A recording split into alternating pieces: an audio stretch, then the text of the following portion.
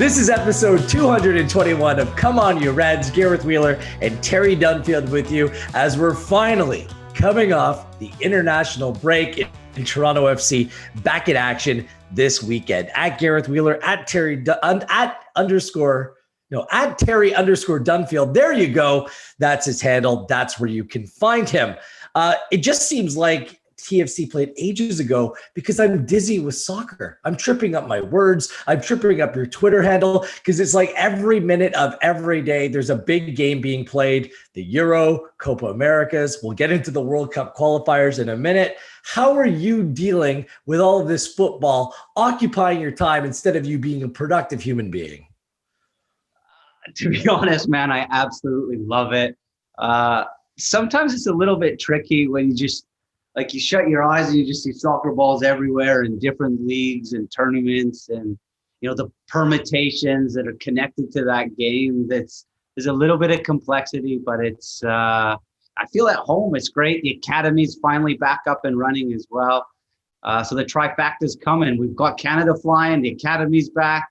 Just got to get the first team going now. No kidding. That will come this weekend. We're confident. We'll get into that in a moment's time. I also fully welcome massive crowds attending soccer games. It just makes such a difference, Terry. We've seen this across Major League Soccer, but then seeing it on a global platform in the Euros, Copa America is obviously being played behind closed doors because of, the virus still not being under control in South America. But it's just like elevating things when it comes to the play at the Euros. Like the players coming off a long season, they feel rejuvenated. And the football being played at the Euros thus far has been excellent. I don't know how you feel about that. It's without doubt, the fans take it to another level. The fans are the soul of football. We saw how important it was when the Super League tried to get off the ground, but it just makes it so much more entertaining. And like it kind of brings me back to, I guess, my days when I played in reserve games in front of hardly anybody, and there's just no atmosphere. You've got to almost create that buzz yourself. You don't really feel how important the big moments are until maybe after the game. When it's like, oh man, maybe I needed a little bit more there. Mourinho spoke about that you just don't have that same buzz going to games when you're coming in on the bus and you see all the fans outside the stadium. They just make it so much more special. This is Come On You Reds, not Come On You Euros, but we're through the first round of games. We're into the second match day for all the teams. Who's Terry Dunfield's favorite to go on and win the Euros? What has caught your eye?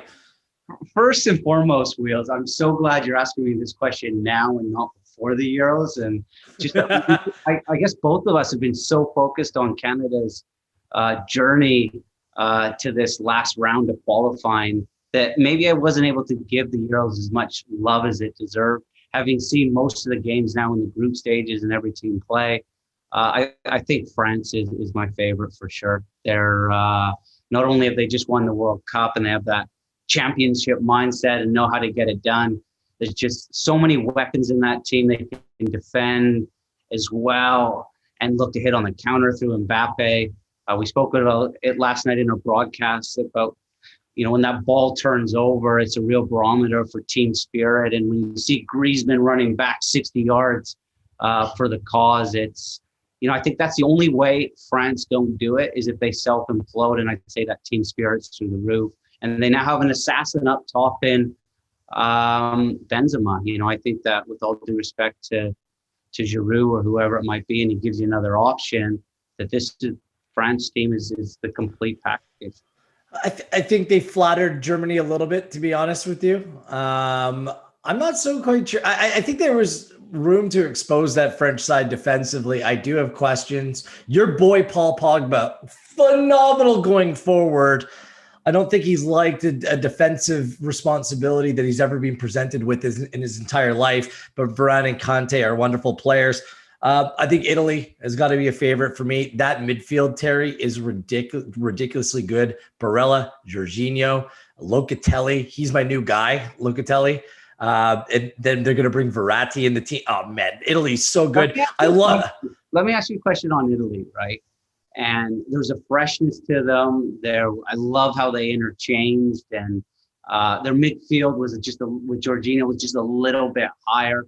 They were dynamic, but to give you for Jerome, who loves still listening, like a basketball reference, who's your big dog late in the fourth quarter that is going to get you a goal? Who's going to create you something out of nothing in that Italian side? Yeah, Churro Immobile is at a great season. I think it's just strength in numbers, and I think that we've seen that whether it's club football, whether it's international football. If you want to use a basketball reference, the good old Detroit Pistons, right, from the early 2000s, it was the sum of all the parts rather than the individual pieces. But I'm with you when you have that absolute difference maker in the team. I hear you. England has that difference maker. Portugal as that difference maker. You're right. Italy might not have that guy. France, those would be my top 4 teams to look out for in this tournament. So it's been a wonderful start. And the only question in Copa America is if Lionel Messi finally wins a trophy with his national team. And I'm going to say no, because Brazil looks that good.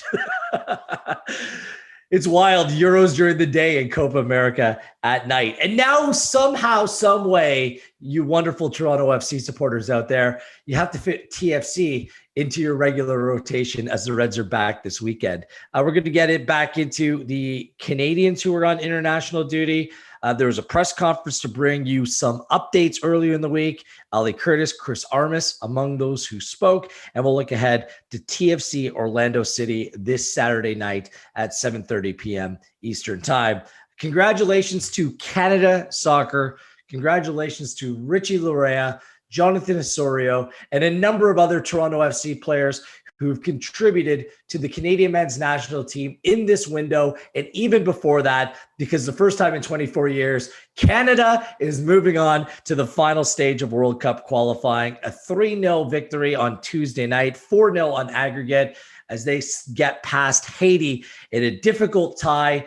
Canada never thought they should be going through this round of qualifying, but the pandemic presented another opportunity, another structure in terms of qualifying, and Canada ended up avoiding a number of different pitfalls, Terry, to make it to that final 8. Well, they'll join the likes of the United States, Mexico, the big boys of CONCACAF in hopes of punching their ticket to Qatar 2022. It's a significant achievement. You've played a small role in this as well, in terms of the under-23, in terms of the men's national team, contributing where you can. And as a former player, there has to be incredible pride you're experiencing right now in what was accomplished by this group of men and women. Yeah, it's funny. Normally, after we call a game and a 9 o'clock kickoff, you wake up and you're just you're just a bit beaten up emotionally. You're a little bit drained and tired. But man, I skipped out of bed this morning. I felt proud.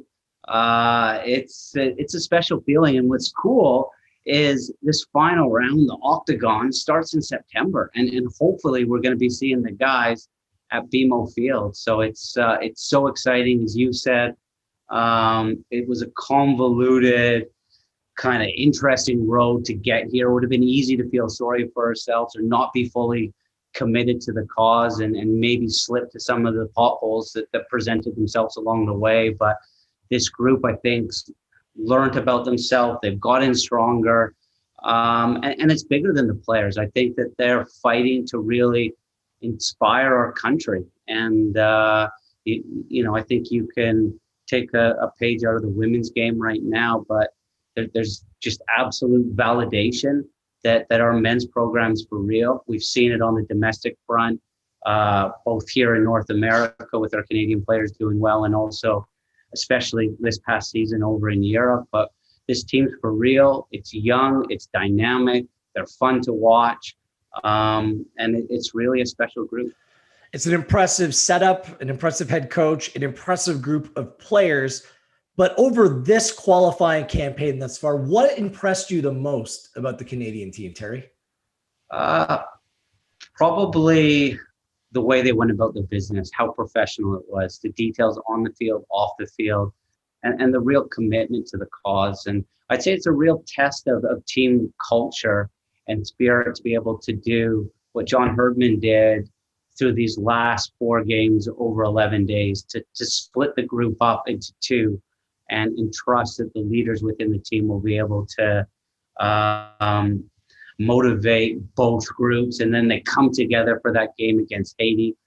At times we had to defend, and it wasn't as pretty as, maybe the open, expansive stuff that we've been treated to. But I think that there was real buy-in to what the objectives were for each game. And I think that's why we, almost sailed through this qualifying campaign. And I think all the preparation and detail and all the small things led to just clarity on the field wheels. It stuck with me that John Herdman said, I think it was a couple of games ago, he said, we're not going to see the best out of this Canadian team for 6-7 more games because the group didn't play through the pandemic. So they're still moving in that direction. I think you're right. They had to be a little bit pragmatic across the way to see their way through. But look, it's not going to be easy. There's going to be a step up in competition. I think these games at the Gold Cup starting July 11th, right when Euro ends, the Euro final ends that Saturday afternoon. The Gold Cup starts that Saturday night. There's a little bit of a window where there's an MLS break as well. So Toronto FC players, there'll be a number of them. I expect they'll be a part of that squad because you're going to need a deep squad because this window is crazy that there's 14 games shoehorned in between this September and next October. 3 games in the September window, 3 games in the October window, a couple of games in the November window. This won't be easy for any of the players when they're committing to their club football as well as the men's national team, but even MLS clubs. I mean, that's the business end of the season, Terry. Like, there's going to have to be some management, some understanding between club managers as well as as well as the international manager. Just kind of figuring out how far you can push some of these players. You're going to need a deep team, and I think it's going to be really complex and interesting to follow. Yeah, I think, the foundations of your relationship over the last 2 years with your MLS clubs and clubs over in Europe have hopefully been set. And as long as our goals are aligned and there's an understanding of both sides, and like you said, wheels their depth. I think we should be okay. I think the Gold Cup will be interesting. It'll be an opportunity maybe for 1 or 2 to show what they can do. And Canada set such a high bar that I'm sure the mission will be to go and win the Gold Cup. And who will be the Kennedy? Who will be the Buchanan? Who will be the Johnston that come out of that group that John Herdman can rely on for this final round of qualifying? Look, Chris Armas knows what he's doing. He's got over 60 caps for the U.S. He knows what it means to play for your country. You hear Michael Bradley talking about it all the time. So I think from a club standpoint, the TFC will get it, and for sure they'll have their agenda and big games ahead. But I'm sure we can all work together.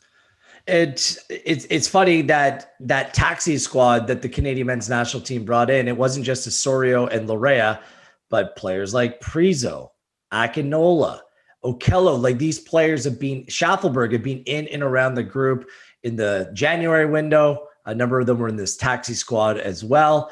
So there's going to be some real opportunity for these young Canadian players to play for both club and country. This is a crazy MLS schedule coming up as well. So I think there's a knock-on effect for success, which will lead to more success for Toronto FC as well. And for you, the fan, you have gone without games at BMO Field.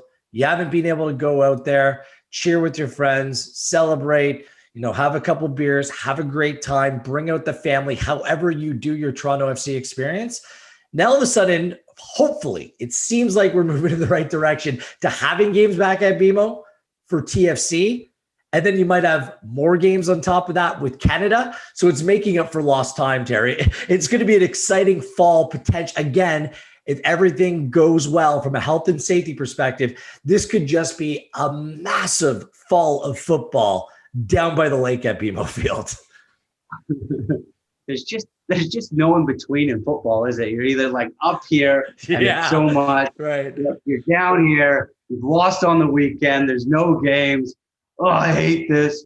It's great. And I, like back to your point that you brought up at the start of that, is I think the fact that so many of our TFC players have been in the Canadian environment before, that they know exactly what's expected of them, that they're not coming in to Canada camps or to the Gold Cup not clear on what's expected, and there's maybe a little bit less of that learning phase that where they can now just express themselves, they can get after. Ayo Akinola, he's got to declare for Canada now. That's once you make it there, and look, and it's not just the Canadian influence now. Like, there's going to be a number of TFC players representing other United States. Kamar Lawrence with Jamaica as well. Eric Zavaleta did a great job with El Salvador. They've punched their ticket to the final eight as well. Good seeing Eric play some big, meaningful minutes. I know you've been a big fan of the way that he's gone about his business earlier this season. And you know what? That might give Chris Armas a little bit more confidence to start playing Eric Zavaleta in some bigger moments. What are your thoughts on that? Because he did really well, scored a goal for country as well. And they really, walked with ease into the final eight. Yeah, it's funny.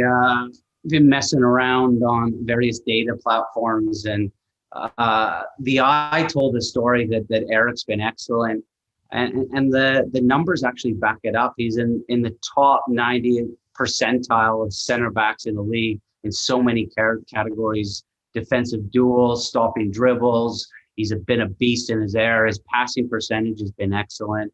And there hasn't been a whole bunch of consistency in the team either. It's been almost a different 11 all the time. So am I surprised he went away with El Salvador and continued that form he's had with TFC?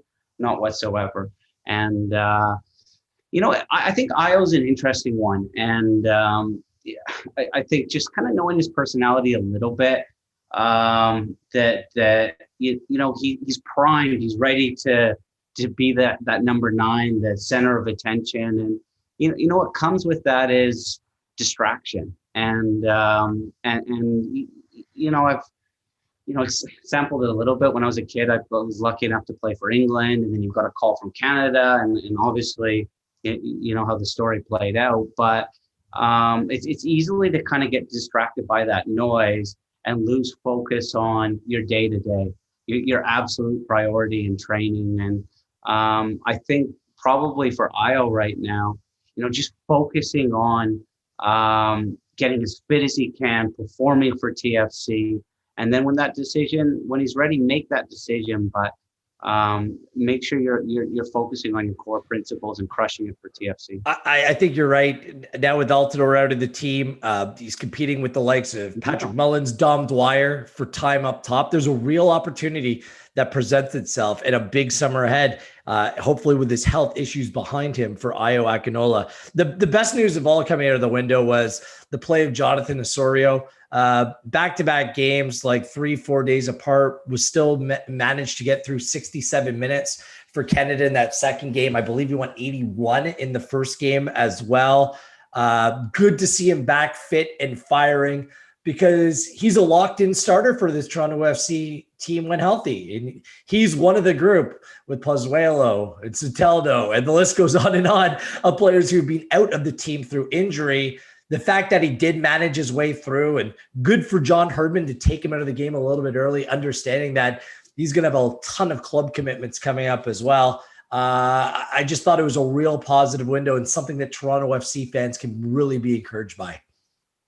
Massive. And I think, Osorio, when he's coming back from Chicago today I was going to say coming up to Toronto, but back down to Florida, he'll be, what? I can trust my body. I'm not going to break down. And I think it was tested. I think he was playing freely, which was great. I know the competitor he is. I know he'll want to be pulling the strings and a bit on the ball more. But he put an absolute shift in for the cause, especially defensively. I thought in the second half against Haiti down there, against Suriname, we started to see the best of him. And he's going to be so crucial to Canada's success if we're going to get to Qatar in these upcoming big games.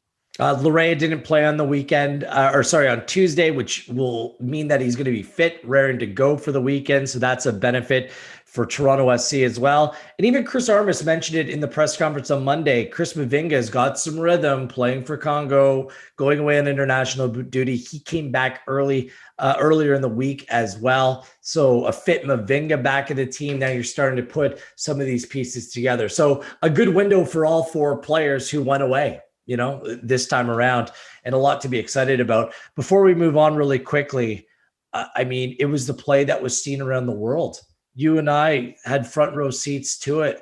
The goalkeeper Gaffe gifting Canada that first goal.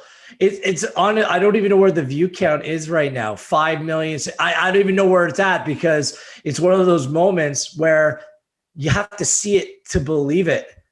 Day after, Terry, what are your thoughts? Would you have celebrated more if you could have gone back to do it again? Or does the human side kind of trump everything else that you're like, oh man, I just feel so bad for that kid? Yeah, I remember us walking to the booth last night, and it kind of hit you like, this is going to go viral. I hope I got my call right. And listening to your call and watching it back this morning, I thought you did a great job. I don't even know what I said.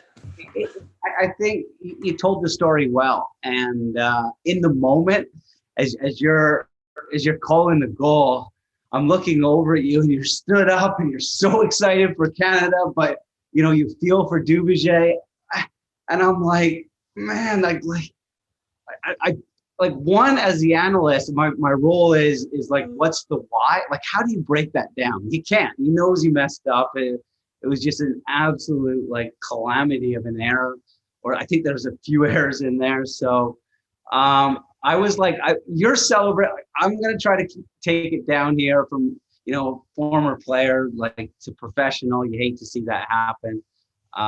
So I think I was a little bit more on the human side, a little bit.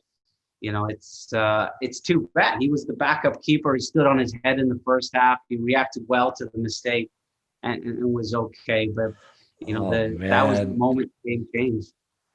I still can't, Terry, the insult on top of insult is after he missed it a couple times.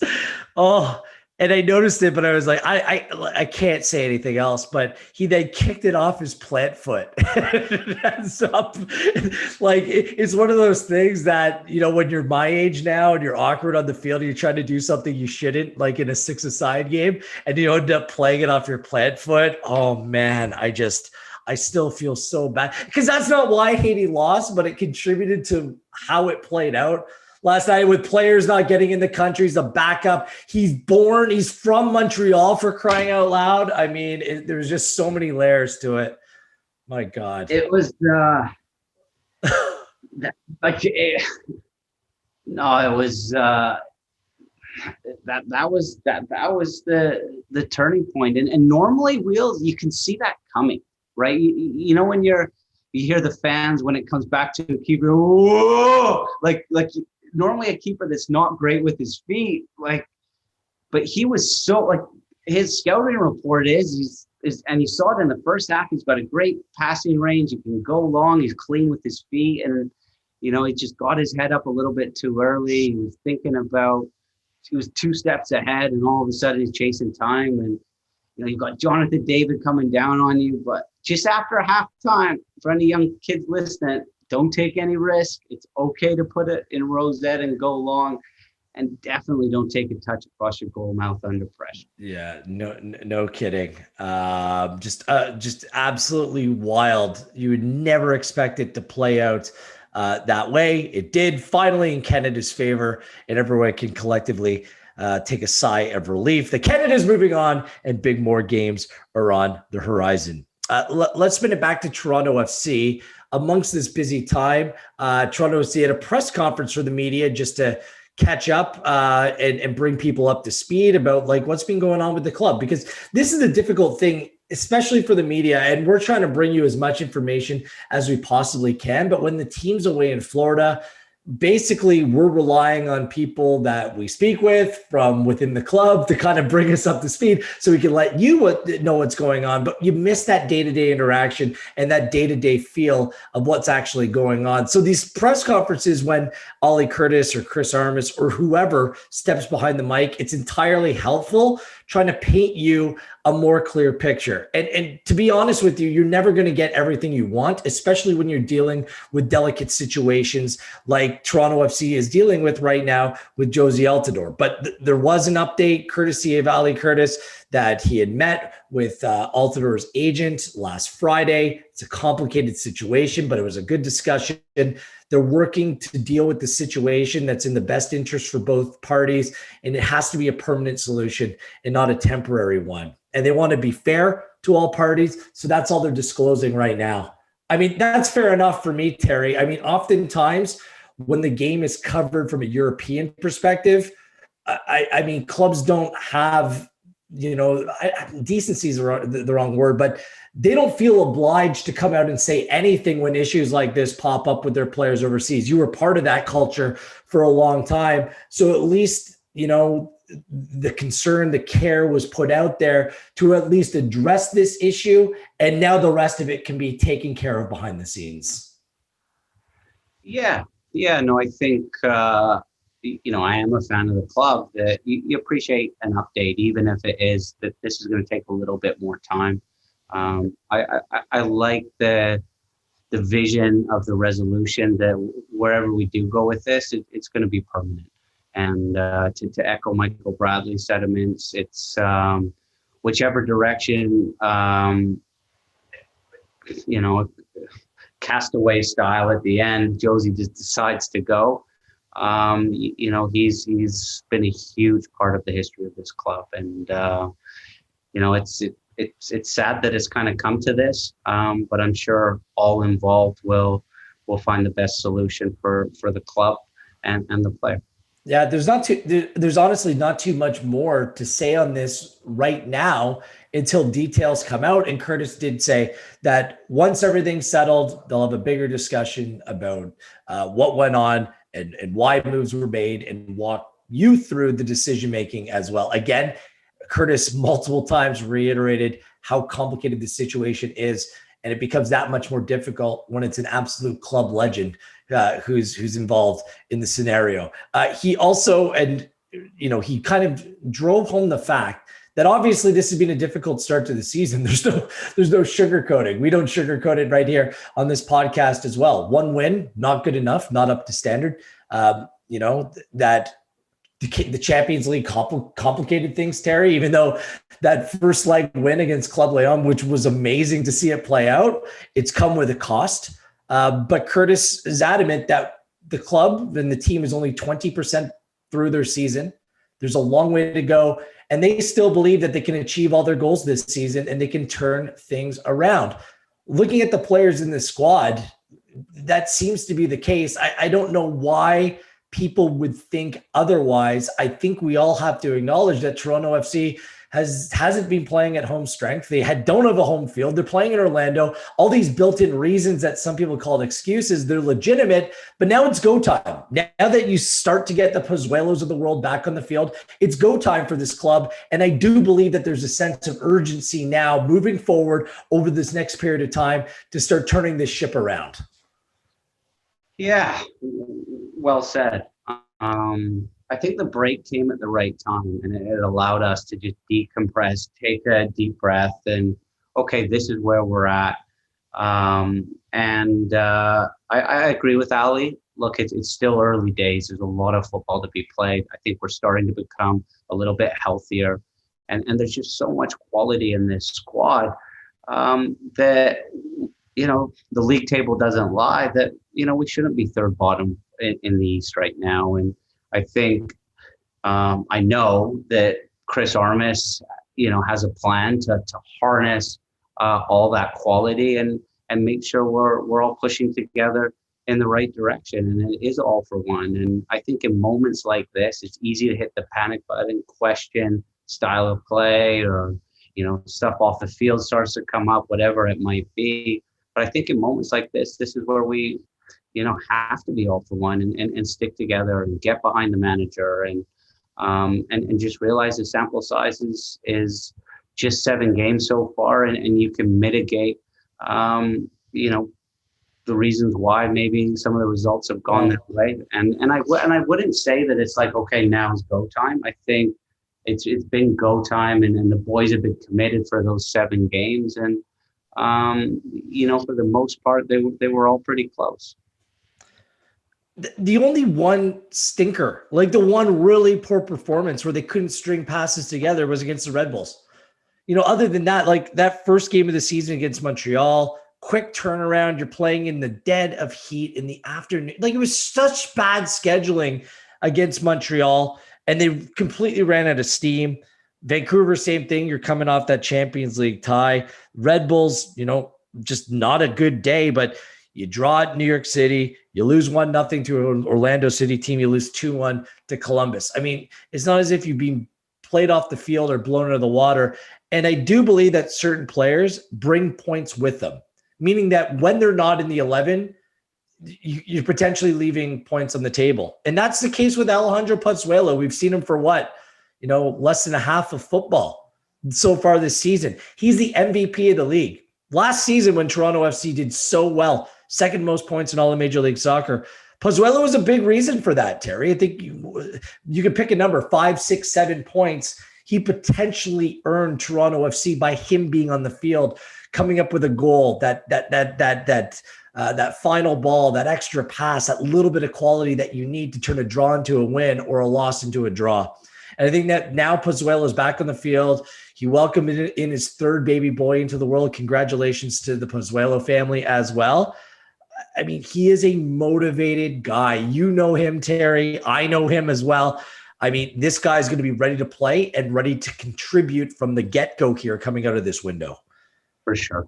He's the magician that really brings together our pack and controls the tempo of it. And that's been missed a little bit. And, I think at one point we had like 13 people on the treatment table. It was crazy. And I think a little bit of continuity too in the lineup will help. And like once you kind of come through this adversity, and we will, I think we'll be stronger for this, and this will bring the group together. And Chris Armas, listening to him speak early on, when it gets hard and you're in that pressure cooker, I think that this is where he thrives. This is where he was at his best as a player, and he knew exactly what he was walking into when he came to this Toronto market. That expectations are high.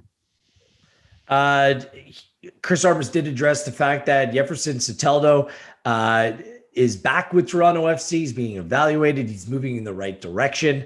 He has been listed in Venezuela's Copa America squad. He's not with them in Brazil at current time. It's just in case they may need him and he's fit enough to go later on in the competition. It just allows a level of flexibility there. So it was good that Chris Armas kind of reiterated and brought that up as well, Terry, just to kind of make it clear that the player is with Toronto FC, and this is just something that's been done just in case. Yeah, it was an interesting one when that was released from the Venezuelan Federation that he's injured and nothing's come from our side. But I think the fact that he's in their squad says to me that the injury is week to week, and he's not too far off. And hopefully we'll see him maybe even on Saturday. We were hoping Monday that there would be news about Toronto FC's return to BMO Field. Ali Curtis is hopeful. He said even on Monday he was having a conversation later in the day about that. So things continue to move in the right direction from that perspective. And they brought up one other point, which I think is important for anyone that's covering the team or following the team. It's easy to look at a headline or what may be written by a source that you're not familiar with and believe it to be the entire truth. He addressed the Quentin Westberg comments that were made in French media, and Curtis, after speaking with Westberg, was adamant that the comments were taken out of context through translation. And he said that through the improper translation, it mischaracterized what's going on at the club and Quentin Westberg's feelings about it. Westberg doesn't have a mean bone in his body. That's when the comments were made. I'm like, I raised an eyebrow at the time.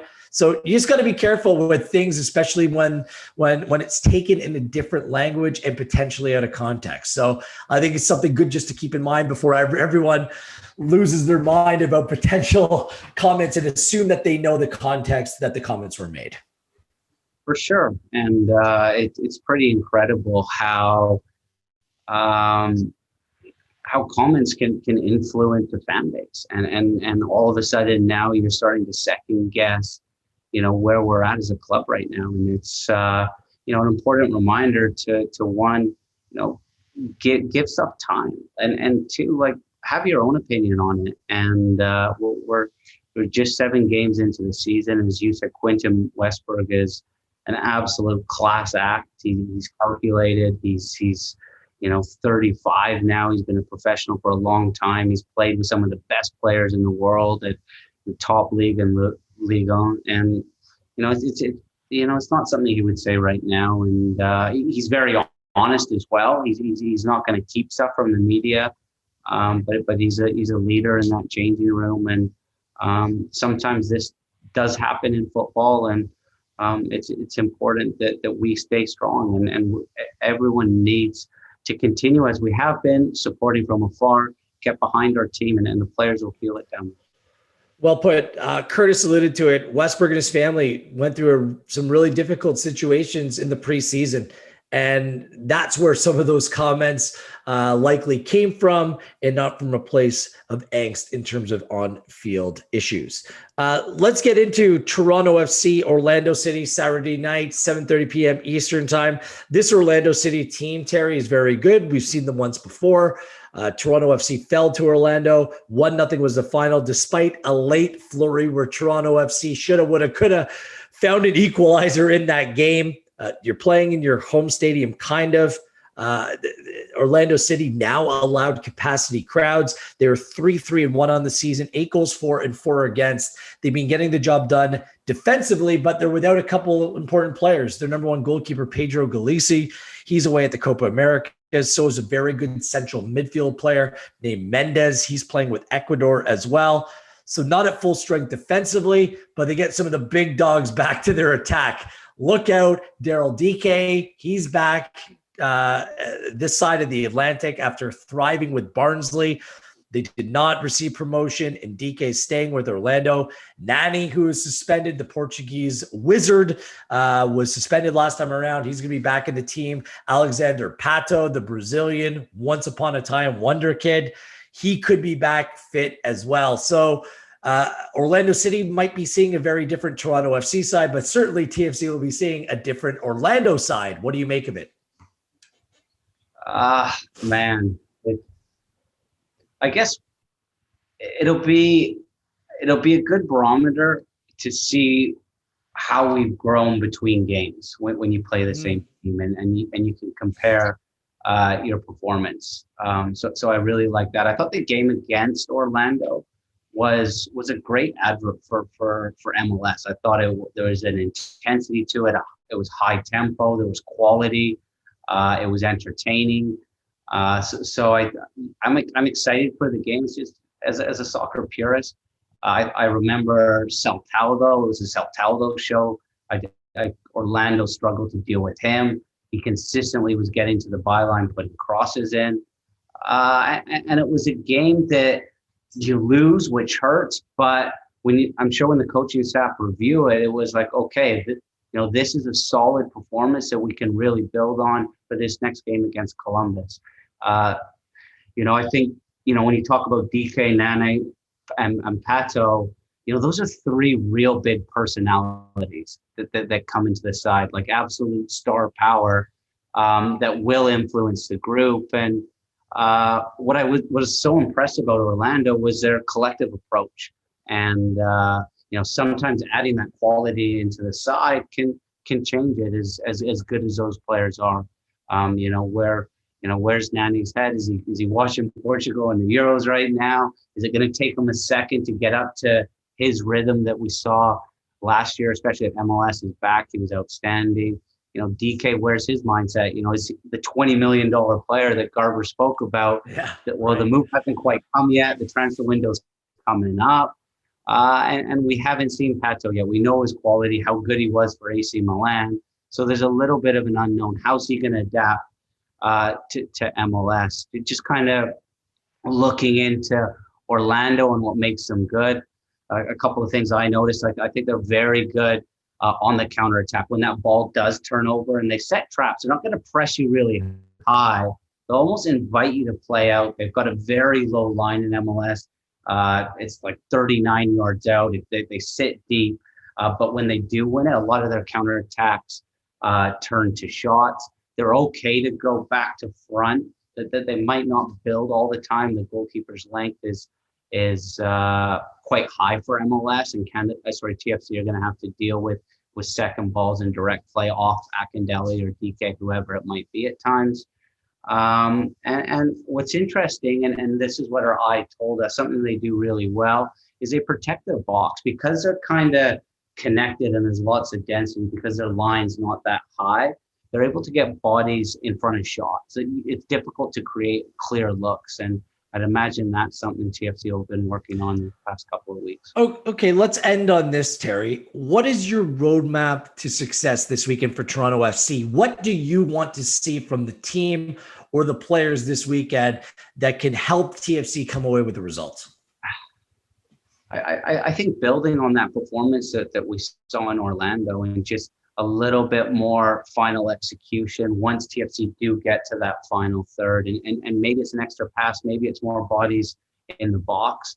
I'd say there's opportunities on set pieces. Orlando concede 1 in 4, 1 every 4 games. But I'd say, one area maybe I'm looking for, and maybe this is just, looking at Chris Armas and the New York Red Bulls identity is our sort of middle block. And we saw it against Cruz Azul early on in maybe more so Club Leon is I thought that our press or when we stepped out at the right time was a little bit of a weapon. And I haven't seen that in the last 3-4 games, that from our defensive structure, that when we transition, that we're able to turn the ball over in good areas. And that we've become dangerous without the ball. And I know it's tough without the heat, but the guys should be fresh. And that's something I'm looking for. That's a word I wrote down. The team will be fresh. They played a behind closed door scrimmage last weekend. They've been building towards this. If the team is fit, like we expect it to be this weekend, maybe even perhaps see a Soteldo on the bench. I know that he doesn't feel any pain. He wants to play, whether it's a smart move, whether it's the right move to make. That's up for the coaching staff. That's up for the training staff to decide. But I think you're going to start to see the semblance of a full-strength Toronto FC team in the coming days and weeks. And that is good news for your Reds. They play Orlando this weekend, Nashville the following game, and then Cincinnati. 3 games coming up in quick order. Not an easy schedule. Yeah, in DC, New England, but I'd say there's points in these next 5 games. And as you say, you used a good word. I think we'll see maybe just a little bit more urgency. And when the chips are down, this group comes together. I'm interested to see who starts up top. If Dwyer, I know he had a muscle injury, is fit. I'm sure he'd be motivated to play against his former club. As Iowa Akinola picked up that last 10% over these past couple of weeks on the fitness side, is he ready to lead the line? That'll be interesting for me. Good stuff, Dunfield. Well done as always. We'll catch you next week. Okay. Yeah, man. Thank you, Erica, our producer. Great job as always. To you out there, keep watching football. Euros, Copa America going on TSN. New CPL season about to start on One Soccer, the Gold Cup around the corner. Through these dark times, we've come out on the other side. There are brighter days ahead. So let's all get around it. Enjoy your football. Enjoy your Toronto FC. On behalf of everyone with Come On You Reds, I am Gareth Wheeler, and we'll do this all again next week.